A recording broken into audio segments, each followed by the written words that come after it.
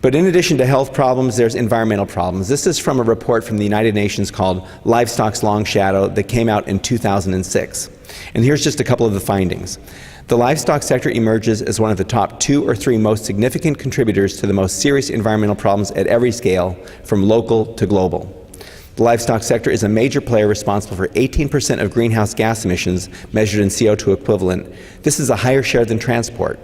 So if you combine all the cars, planes, trains, ships, and looked at the greenhouse gases they produced and compared that to the meat industry produces more.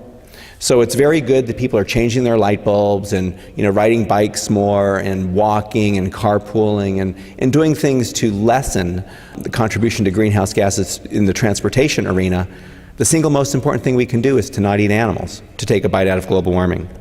Here's a few more findings from the United Nations report.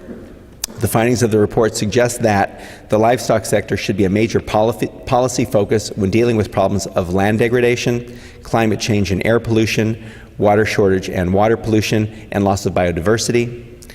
Livestock's contribution to environmental problems is on a massive scale, and its potential contribution to their solution is equally large. The impact is so significant that it needs to be addressed with urgency. So now we have a lot of problems in our world. We have wars and many bad things happening, and we sometimes wonder, what can I do about it? Well, when it comes to all the problems associated with the livestock industry, each of us every day can do something very concrete about it. We can choose not to support that industry. We can choose not to buy meat, milk, and eggs. And we can decide to eat plants instead of animals. So although many of the problems associated with the livestock industry seem so vast and so out there, every day these things are on our plate in front of us. And every day each of us can make a choice not to support this industry. And I'm a vegan. I've been a vegan since 1985, and we encourage people to adopt a vegan diet. That's we think the number one thing people can do.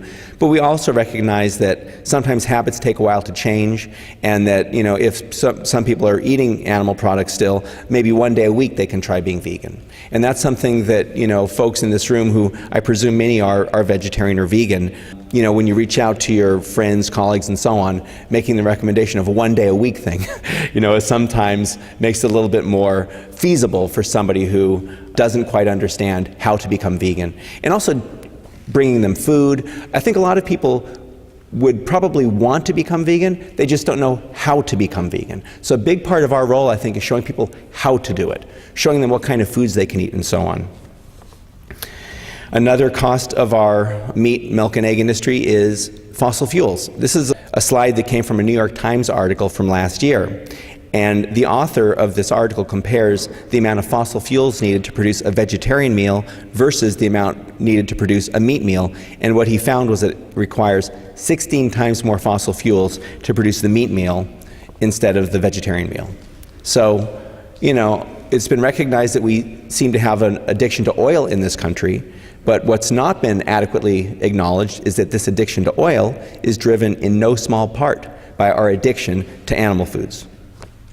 And all the problems I've just outlined have gotten worse as farming has become industrialized. The number of farms has been declining since the 1950s, and the size of those farms that are still in existence keeps getting bigger. They go to more industrial type technologies, more fossil fuel use, chemical fertilizers, despoiling the land, abusing workers, abusing animals, disrespecting consumers, and telling us things that aren't true.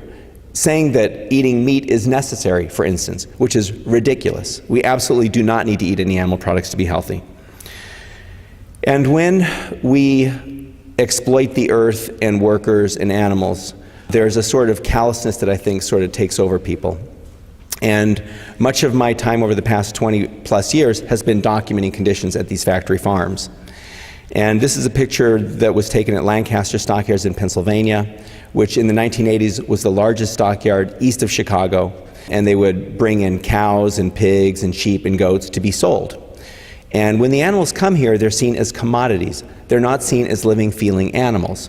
When I and other animal people would visit, we would look in the animals' faces, we would look in the animals' eyes, and we would see the pain, we would see that they were experiencing stress and so on.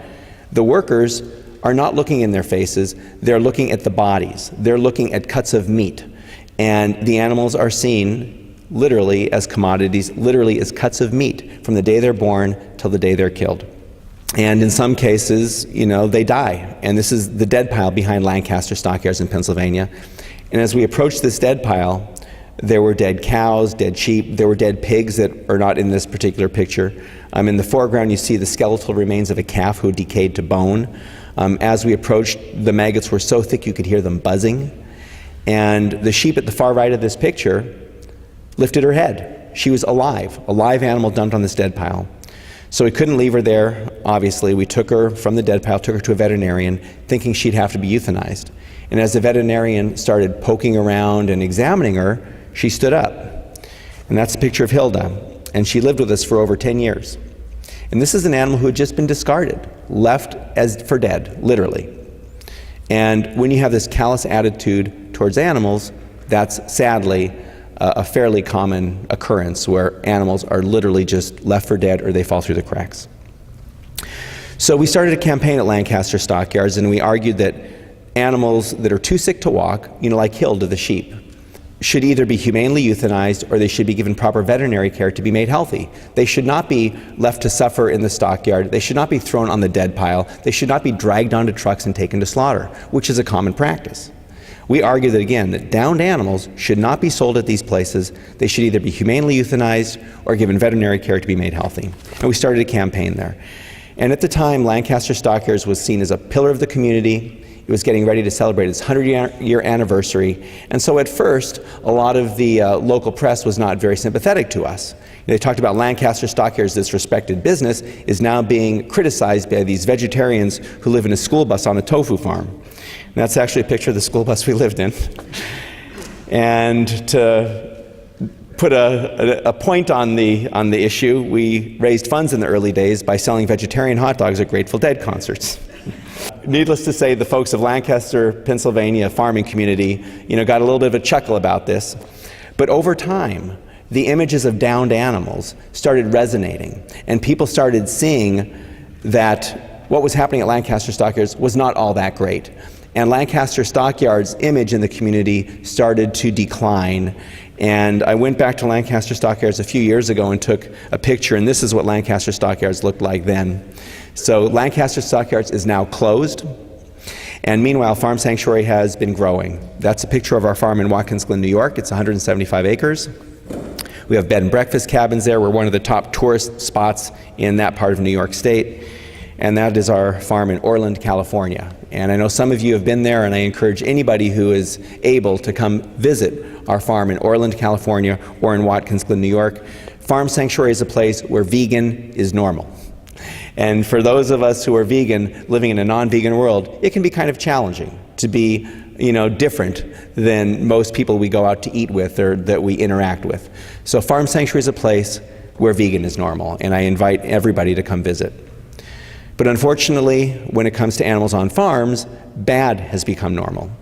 Farm animals are genetically manipulated, artificially bred, confined, cruelly beaten, then killed for food. Farm animals are specifically excluded from the Federal Animal Welfare Act. Most people assume that farm animals are protected under the law, but they are excluded from the Federal Animal Welfare Act.